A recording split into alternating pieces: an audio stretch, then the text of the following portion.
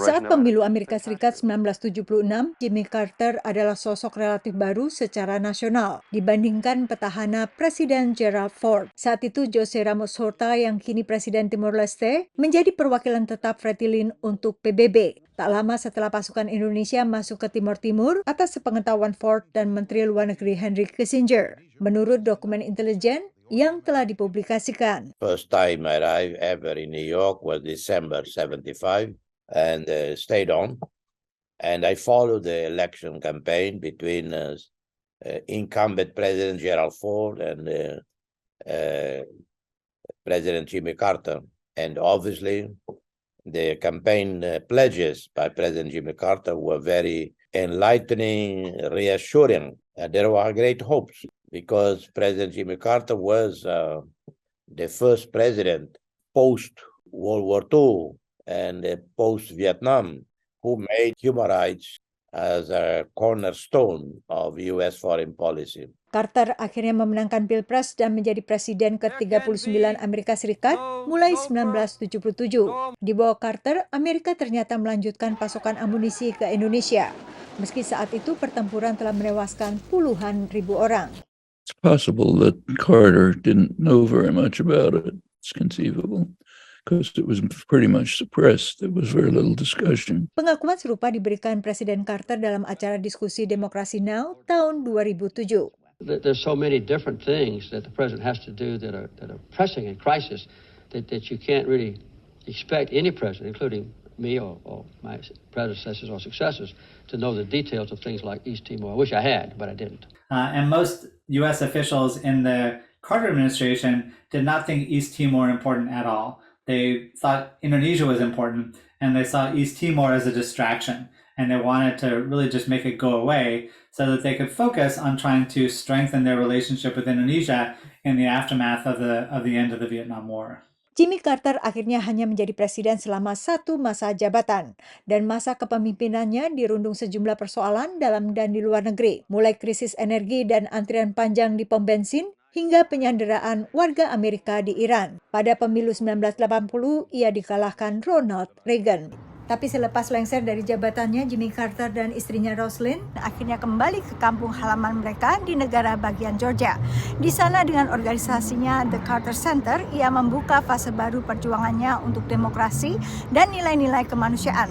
Carter sendiri akhirnya mengunjungi sedikitnya 80 negara untuk memantau pemilu, mediasi konflik, dan penanggulangan penyakit. Referendum Timor Timur tahun 1999 juga menjadi salah satu pemilihan yang dimonitor Carter Center. Atas berbagai kegiatan kemanusiaan ini, Jimmy Carter memperoleh hadiah Nobel Perdamaian. Even while he was in White House, putting human rights on the agenda of U.S. foreign policy, and what he did in after leaving office on social, humanitarian issues, on promoting human rights democracy around the world, far outweighed any aspect of his time as president, aspect that was negative in regard to Timor-Leste. While he was in office, I think President Carter, one of the most sustained attempts at introducing human rights into American foreign policy making. And for that reason alone, Jimmy Carter is a significant historical figure, not just among American presidents, but in the history of human rights in the last half of the 20th century. Dalam wawancara terakhirnya dengan VOA tahun 2019, Carter berbagi harapannya bagi masa depan Amerika. So I would like to see the United States in the future strive to be the #1 champion in the world of peace and human rights and environmental equality. Dari Washington DC, Yuni Salim dan tim VOA.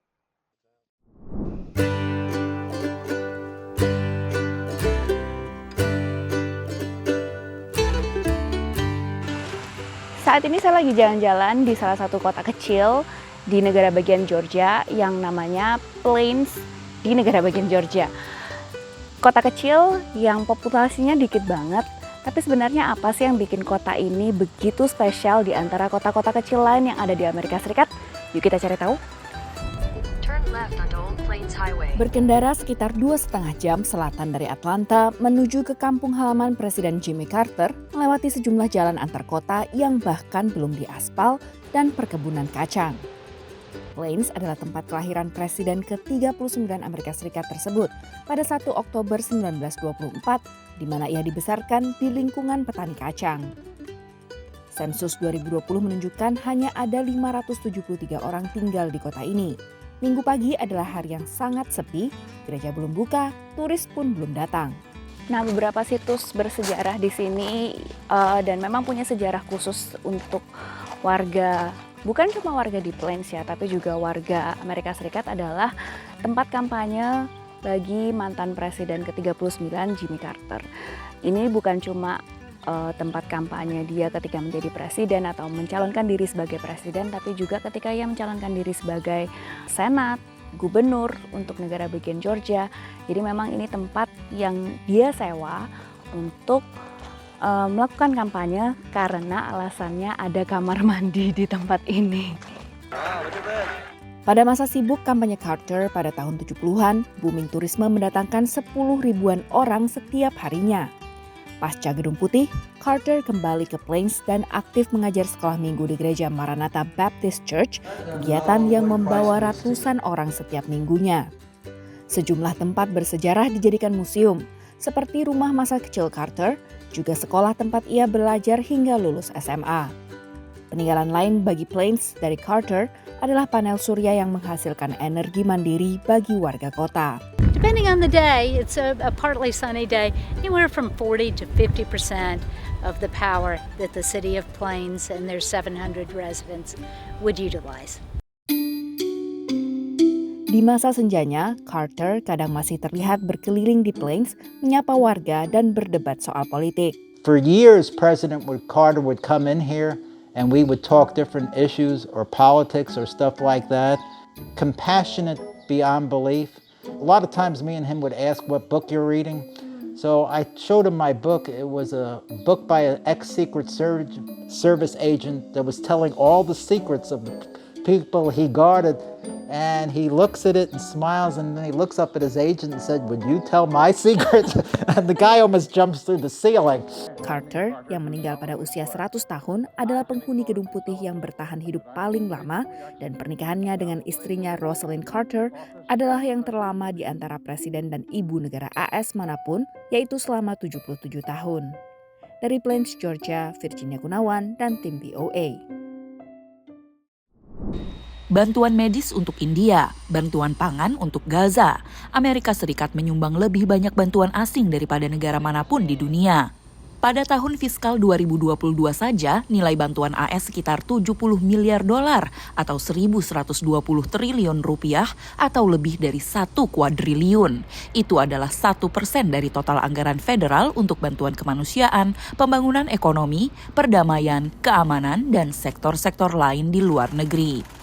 Belum jelas seperti apa pendekatan Presiden terpilih Donald Trump terhadap bantuan luar negeri saat ia memulai masa jabatan keduanya pada Januari. Namun saat masa jabatan pertamanya, Trump menyampaikan pandangan akan hal ini di sidang umum PBB 2018. We will examine what is working, what is not working, and whether the countries who receive our dollars and our protection also have our interests at heart. Moving forward, we are only going to give foreign aid to those who respect us and, frankly, are our friends. Sebagai presiden, Trump memang memangkas sejumlah bantuan asing, namun Kongres sering menolak usulannya. He made some significant reductions in any amount of money going towards climate change. He made some other changes like the Palestinian aid. But a lot of the normal aid policy of the United States continued relatively unchanged. Trump membatasi bantuan dana AS terhadap pendidikan dan layanan aborsi pada masa jabatan pertamanya, seperti yang dilakukan pemerintahan sebelumnya di bawah Partai Republik, dan ia diperkirakan akan melakukannya lagi. Under the Biden administration, there have been ways that abortion providers have received funding for things like abortion education. Under the first Trump administration, we did not allow funding to go to NGOs that were promoting abortions. Pilihan Trump untuk Menteri Luar Negeri Marco Rubio mengatakan kepada Kongres pada bulan Februari bahwa apa yang terjadi di seluruh dunia memang penting dan bahwa AS harus peduli. Namun menurut pandangannya, kebijakan America First atau utamakan Amerika dari Trump harus diprioritaskan. On issue after issue, we either have lost all common sense or we are consistently ignoring the needs of everyday hardworking Americans and putting something or someone above them. Pengamat menilai pemerintahan Trump yang baru akan mencermati dengan seksama di mana saja uang pajak AS dibelanjakan. Tujuannya adalah agar AS memperoleh hasil maksimal dari negara-negara yang menerima uang pajak warga AS. Dari Mar-a-Lago, Florida, saya Valdia Baraputri, Rere Wahyudi, dan tim VOA.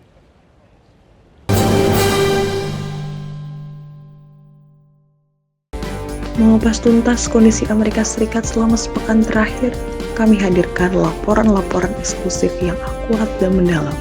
Menggugat aturan itu ke Mahkamah Agung. ByteDance akan kehilangan akses ke pasar terbesarnya. Rumah ayahnya pun belum ketahuan nasibnya. Di antrian ini kehilangan tempat tinggal. Saksikan VOA Global Report setiap minggu pukul 4 sore waktu Indonesia Tengah hanya di Jawa Post TV Bali.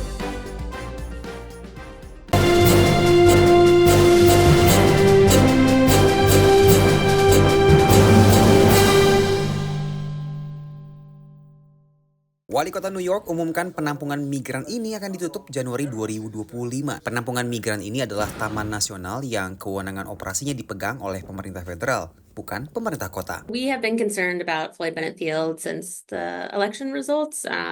It is the only shelter on federal land, and we do think that could pose additional risks. Presiden terpilih Donald Trump belakangan mengisyaratkan akan prioritaskan penegakan perbatasan dan imigrasi ketika mulai menjabat. Di sisi lain, pejabat partai oposisi Demokrat mulai mengamankan perlindungan untuk migran tidak bersurat. Para migran di penampungan mengaku khawatir soal nasib mereka. Porque a veces hay muchos emigrantes como mis paisanos que vienen a delinquir, robar, entonces pero a veces unos por uno pagan todos. Jose adalah bagian dari salah satu gelombang imigrasi terbesar dalam sejarah Amerika Serikat. Pada masa pemerintahan Joe Biden, setidaknya 8 juta imigran masuk ke Amerika. Gelombang migran dengan angka masif terjadi di 1850-an, menurut analisa data pemerintah oleh surat kabar The New York Times. I think the numbers that we've seen in the last couple of years are historic. The largest number that we've seen in history by pure number, not by necessarily by percentage. Diperkirakan ada 11 juta migran tidak bersurat di Amerika Serikat berdasarkan data dari Pew Research Center tahun 2022. Dan negara bagian New York ini menjadi negara bagian dengan populasi migran tak bersurat ketiga terbesar setelah Florida dan juga Texas berdasarkan data dari tahun 2019 hingga tahun 2022. Baru-baru ini, wali kota New York menemui pimpinan perbatasan AS pilihan Donald Trump untuk menemukan jalan tengah. My conversation today with the border czar to figure out how do we go after those individuals who are repeatedly committing crimes in our city. We're going to tell those who are here, who are law-abiding, to continue to utilize the services that they have a right to utilize, educating their children, healthcare, public protection. Pengamat sebut tindakan wali kota New York ini sebagai antisipasi wacana deportasi massal Donald Trump. I do think that one of the calculations he's probably making is he may be recognizing that he might not be able to stop all mass deportations or all mass raids in New York City, but if he's seen as cooperating to some extent, he may have some leverage to sort of figure out how those raids might be prioritized or what communities might be protected. Dari angka 11 juta migran tak bersurat, diantaranya adalah para migran pencari suaka yang masuk ke Amerika lewat program pemerintah federal untuk negara-negara yang dilanda konflik, seperti Haiti, Nicaragua, Venezuela, dan Ukraina. Dari New York, Randy Wicaksana dan tim VOA. Selama kampanye Pilpres, Donald Trump mengatakan bahwa masalah terparah Amerika adalah imigrasi ilegal. We are going to start the largest mass deportation in the history of our country because we have no choice. Sejak memenangkan pemilu, Trump telah membagikan unggahan di media sosial yang mengatakan bahwa ia akan mengumumkan keadaan darurat nasional dan mengerahkan pasukan AS untuk membantu deportasi tersebut. Bagaimana militer AS dapat digunakan untuk melaksanakan janji deportasi massal ini masih belum jelas. It really depends on what exactly the president is contemplating in terms of how he wants to use the military.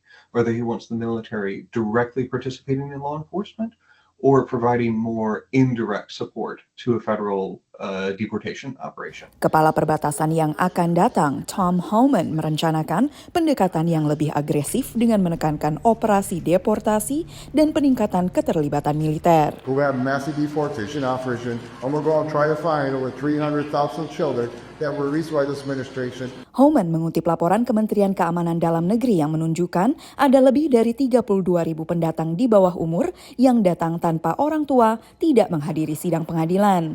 Sementara lebih dari 290.000 lainnya tidak menerima pemberitahuan. Pakar imigrasi berpendapat hal ini tidak berarti bahwa mereka hilang. Sebagian mungkin masih tinggal di alamat yang tercatat. Mass deportation is not the only option. Congress could instead create a new path to permanent legal status, allowing many people already living here to file an application, go through a background check, pay a fee, and get their papers in order. Perbedaan partisan menghadapi pendatang tanpa dokumen juga terlihat saat dengar pendapat Komite Kehakiman Senat baru-baru ini. The fact is, there are millions of undocumented immigrants living in the United States today who are working in industries critical to our entire economy. Sementara Partai Republik menekankan penegakan hukum. We will follow through on the orders of removal by immigration courts, and again, we will not accept lawlessness and criminality in the United States as the new normal. Undang-undang federal membatasi keterlibatan militer dalam penegakan hukum sipil tanpa persetujuan Kongres. Tetapi kewenangan non-darurat akan memungkinkan Presiden untuk mengerahkan pasukan guna memberikan dukungan logistik. Pakar mengatakan tentara kurang terlatih dalam penegakan hukum imigrasi. Dari Palm Beach, Florida, Valdia Baraputri dan tim VOA. Airlines don't just hang out, and those aren't helicopters. Ketenangan warga New Jersey belakangan terusik dengan penampakan pesawat nirawak alias drone yang sering muncul pada malam hari. With the naked eye, the video doesn't really do justice, but when you look at what I'm seeing with the naked eye, you can see it's not a normal aircraft. Media sosial diramaikan dengan postingan para warga soal drone. It was a circular object that had lights all around it, almost like the classic UFO that you would see online. Dalam program This Week di ABC News, Menteri Keamanan Dalam Negeri Amerika Serikat mengatakan tidak ada indikasi pihak asing berada di balik penerbangan drone ini, meskipun pihaknya terus menyelidiki. I want to assure the American public that we are on it.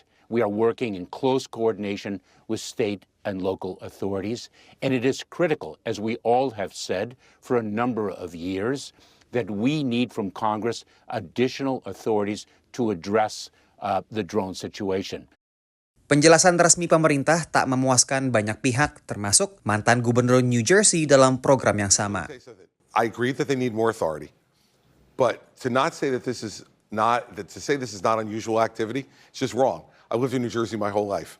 This is the first time that I've noticed drones over my house. Presiden terpilih Donald Trump juga mendesak pemerintah Joe Biden untuk lebih transparan. Biro Investigasi Federal atau FBI selama sebulan terakhir telah menerima 5.000 lebih pengaduan mengenai penampakan drone di sekitar New Jersey dan bahkan hingga sebagian New York yang berbatasan dengan negara bagian New Jersey. Menurut pejabat FBI, sebagian drone yang dilaporkan bahkan bukan pesawat nirawak, melainkan pesawat biasa yang dikendalikan pilot. I won't say it's much ado about nothing, because it is clearly something. But I would say that the vast majority, 99% sort of majority, are the sorts of objects you would see in the nightly sky every night. Bilapun yang terlihat adalah drone, Gedung Putih mengatakan drone ini menjalankan beragam fungsi biasa seperti mengantar barang, uji coba saintifik atau penegakan hukum. In our view, we don't think there's anything concrete to worry about right now, but that it would be helpful for us to have a better understanding of what's going on in the airspace. We've been pushing for rules that expand the current authorities about what we call detection and mitigation. Guna menyelidiki keberadaan drone, FBI memanfaatkan teknologi inframerah canggih ke New Jersey dan juga New York. Dari kota New York, Randy Wicaksana dan tim VOA. Saat musim dingin tiba, sebagian besar wilayah Pakistan diselimuti kabut asap beracun, campuran kabut dan polutan berbahaya yang bisa melukai mata, tenggorokan, dan paru-paru, sehingga banyak orang dirawat di rumah sakit. Bashir Ahmad dirawat di gawat darurat. पहले मुझे मसला था जब लाहौर में आया हूँ तो मुझे ज़्यादा बन गया जरा बाहर गया उसकी वजह से फिर मुझे बहुत ज़्यादा तकलीफ हो रही है. Indeks kualitas udara atau AQI di atas 300 membuat udara menjadi berbahaya untuk dihirup. Kota-kota di seluruh provinsi terpadat Punjab telah beberapa kali melampaui batas tersebut. Rekor polusi ini mendorong para pejabat menutup sementara sekolah-sekolah, membatasi aktivitas di luar ruangan, dan meminta para pegawai negeri bekerja dari rumah. It is bringing our economy to standstill. Children cannot go to school. We cannot go to to our offices. Airlines cannot operate. Trains stop 30 minutes before reaching Lahore, for hours. So in that sense, it is probably the worst crisis that we are facing. Bahan bakar bermutu rendah pada kendaraan sudah lama menjadi penyebab utama polusi udara sepanjang tahun di Pakistan, diikuti emisi industri dan pembakaran limbah. Masalah ini lebih terlihat di musim dingin karena udara tebal yang dingin memerangkap polutan dekat tanah. Di Pusat Operasi Darurat Nasional dari Otoritas Pengelolaan Bencana Nasional di Islamabad, para ahli memperingatkan krisis ini akan memburuk menjelang akhir tahun. We see a more aggressive smog in the coming days and also in December as well. Pembacaan kualitas udara sangat bervariatif di antara satelit internasional, sensor pihak ketiga, dan beberapa pemantau milik pemerintah. Namun menurut Shed, tren data perubahan iklim menunjukkan masa depan yang mengkhawatirkan. We know that every year it will be more warmer than the previous year, so the future is more scary in terms of smog. Ali mengatakan Pakistan memerlukan solusi jangka panjang dan bukan pembatasan sementara. First is the public transportation. Second is the improving quality of fuel. Third, making a quick transition towards decarbonizing our economy. Menurut para pejabat lingkungan hidup Punjab, mereka membuat langkah maju saat provinsi ini memperkenalkan rencana 10 tahun pengurangan kabut asap. हर वो इंडस्ट्री जो कि बॉयलर पे चल रही है उसके ऊपर हम एमिशन कंट्रोल सिस्टम्स लगवा रहे हैं. जो गाड़ियां नई बन रही हैं हम उनकी इंस्पेक्शंस कर रहे हैं, उनकी एमिशंस की. इसी तरह जो फ्यूल फॉर सेल है, first time government of Punjab उसकी क्वालिटी को चेक करने जा रही है. Menurut para pejabat kesehatan di Punjab, para dokter telah merawat lebih dari 1,8 juta pasien penderita penyakit pernapasan sejak pertengahan Oktober. Meski ada perintah dari pemerintah, tapi hanya sedikit warga yang memakai masker. Dan menurut Indeks Kehidupan Kualitas Udara dari Universitas Chicago, menghirup udara beracun bisa mengurangi harapan hidup di Pakistan sebanyak hampir 4 tahun. Dari Washington DC, saya Helmi Yohanes dan tim VOA.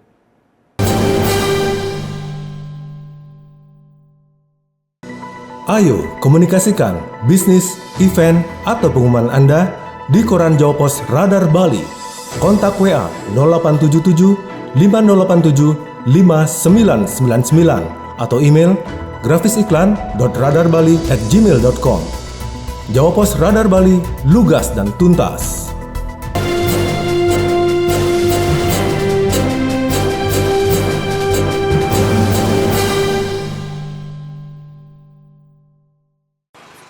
Selama bertahun-tahun, Agatha Okwori yang berusia 30 tahun dan seorang pengusaha sukses di Abuja sering berbelanja di butik kelas atas. Tapi dengan harga pakaian baru naik lebih dari 2 kali lipat, ia kini beralih ke toko pakaian bekas untuk mendapatkan pilihan yang lebih terjangkau. Menurut Agatha, pakaian bekas memungkinkannya untuk tetap bergaya sembari tetap berhemat. I moved from buying brand new clothes to buying thrifts because one, aside the cost, thrift wears are more durable. I discovered thrift wears are more durable. And like we all know, brand new clothes are quite on the high side. They are quite expensive, way more than thrift wears. That's why they switched to thrift. Belanja pakaian bekas dulunya lebih bagi pembeli berpenghasilan rendah, tapi kini sudah menjadi hal yang umum. Pasar barang bekas yang disebut sebagai Okrika, mulai dari Lagos hingga Abuja, selalu sangat ramai. Ekonom Isaac Botti mencatat, bagi banyak orang, belanja barang bekas adalah respons terhadap inflasi dan kebijakan yang membuat mereka harus merogoh kocek lebih dalam. So they do all of this as the means of survival because the government is not helping, the economic situation is not helping, the Nigerian government policies are not favorable to consumers. So it is two ways, a means of affordability for the consumer and a means of boosting sales for the sellers. Andrew yang berusia 32 tahun sudah melihat pergeseran mode ini secara langsung. Ketika harga pakaian baru melonjak, ia beralih menjual pakaian bekas di pasar Nyanya yang terkenal di Abuja. Menurut Andrew, hal ini membantu bisnisnya tetap bertahan. A time came that the brand new became so high, that is the amount, the price in the market is so high that many cannot afford to get it at that price. Studi menunjukkan Nigeria mengimpor lebih dari 500.000 ton pakaian bekas setiap tahun. Tapi alternatif ini pun terasa sulit karena kenaikan biaya impor mendorong sejumlah pedagang barang bekas menaikkan harga. Dan bagi banyak orang, ini berarti harus berkompromi dengan kualitas dan gaya demi berhemat. Because in those days that economy was very good, we used to buy from high-profile boutique because there's a way we classify ourselves, living an ostentatious life. But because of the economy, the exigency in the economy now, it has made me at least to cut my clothes according to my size. No, if the economic condition improves, I have to stop. I have to go back to my normal fashion. Para ahli sepakat, belanja barang bekas kemungkinan akan tetap populer selama tekanan ekonomi masih berlangsung. Tren ini juga berdampak pada industri tekstil lokal Nigeria karena berkompetisi dengan pakaian impor yang lebih murah.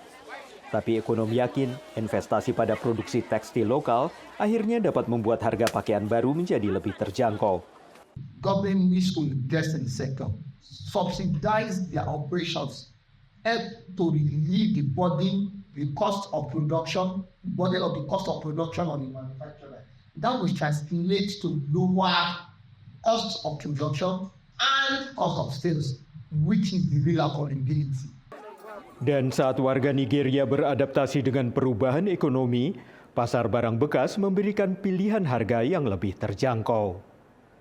Dari Washington DC, saya Helby Yohanes dan tim VOA. Anak-anak muda ini merokok sebelum bekerja. Pekerjaan mereka adalah menipu korban di internet yang tidak merasa curiga. Menurut pemuda yang kita sebut saja Wezi dan rekan-rekannya, mereka bekerja di kerajaan hiruk-pikuk, tempat orang-orang dilatih melakukan kejahatan dunia maya. Mereka berbicara kepada VOA dengan syarat tidak disebutkan nama aslinya. Menurut Wezi, hari ini mereka sedang istirahat. Mereka mencari calon korban lewat obrolan daring. Like going to Instagram, liking posts and comments. I can go to USA Today now. Do their post today. I will start war. I will read traffic on the comments. They won't even think I'm a scam. From there, people will add me. Banyak yang menerima umpan itu kemudian tertipu. He's worshiping me like this. And why are you doing this? Can you tell us? I'm a graphic designer. I do work. I do office work, Microsoft Word, Excel, PowerPoint. Some people will give you work. They will not pay. I have work here that will tell me that 3,000. I like this country. Itu kurang dari $2 per pekerjaan untuk pekerjaan legal.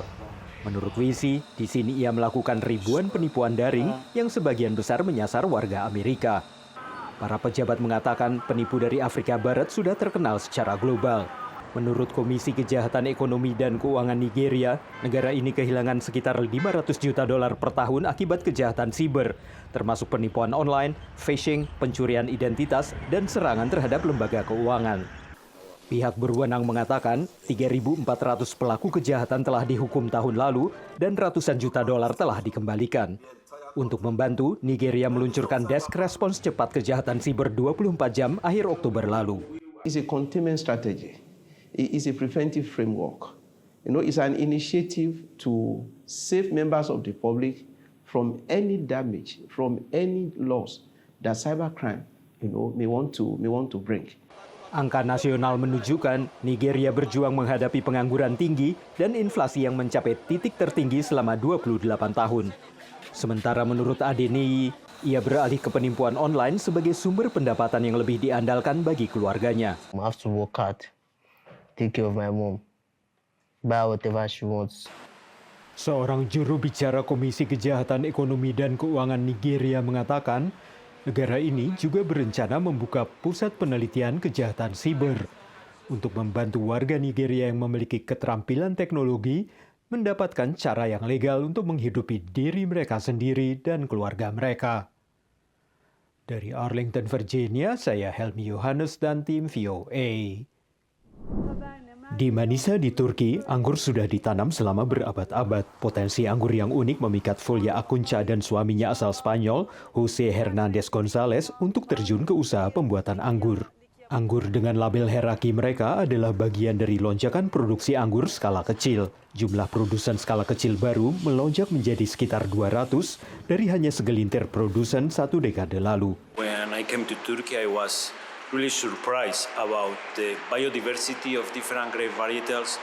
This is one of the countries with many different grape varieties in the world. They have different characters to make different kind of wines. One of our main ideas here at Heraki was that, to make wines for those local grape cultivars. Dalam 5 tahun, produksinya meningkat dari sekitar 2.000 menjadi 20.000 botol. Menurut mereka, ini adalah tantangan tersendiri.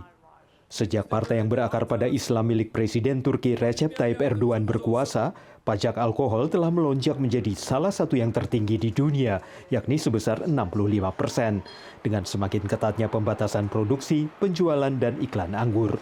We have some problems, some so huge pressures on us. I mean, it's not easy at all. It's funny, it's really good for us. We love make wine, but it's not easy at all. Otoritas penyiaran Turki kini melarang gambar alkohol di televisi. Di sebagian besar wilayah Turki, sulit mendapatkan lisensi alkohol. Sementara pada saat yang sama, iklan pemerintah yang mempromosikan pariwisata Turki di luar negeri menyoroti anggur negara itu. Sebagian besar industri anggur berada di tempat wisata. Menurut pakar industri, wisatawan membantu mendorong permintaan dan meningkatkan reputasi varietas anggur Turki yang unik. İyi fiyatlandırabilmeye başladılar şaraplarını. Ve bundan para kazanılmaya başlandı yani. Her şeye rağmen uluslararası ilgi var. Fakat bu bir ekonomi yaratmıyor şu anda. Çünkü çok küçük. Bunun pazarlamasını yapabilmek için daha büyük desteklere ihtiyacınız var. Yani bu tek başına olacak bir şey değil. Özellikle şarap üreticilerinin de bir araya gelmesi lazım. Ada upaya yang berkembang untuk mempromosikan anggur Turki di luar negeri seiring meningkatnya selera konsumen internasional. Anggur Heraki dikonsumsi di restoran ternama di Eropa dan sudah memperoleh kesepakatan dengan distributor Jerman. Tapi pembuatan anggur di Turki tetap menjadi bisnis yang rumit. One day we are so happy to make wine here, and we are thinking about increase the volume and make other things, but maybe other day we decide to close all and to go, and so it's not so easy here. Seperti banyak produsen baru anggur yang jumlahnya terus bertambah, Jose dan Fulya beroperasi dengan penuh ketidakpastian. Namun untuk saat ini, mereka yakin masih memiliki masa depan karena uniknya tanaman anggur asal Turki. Dari Arlington, Virginia, saya Helmi Yohanes dan tim VOA.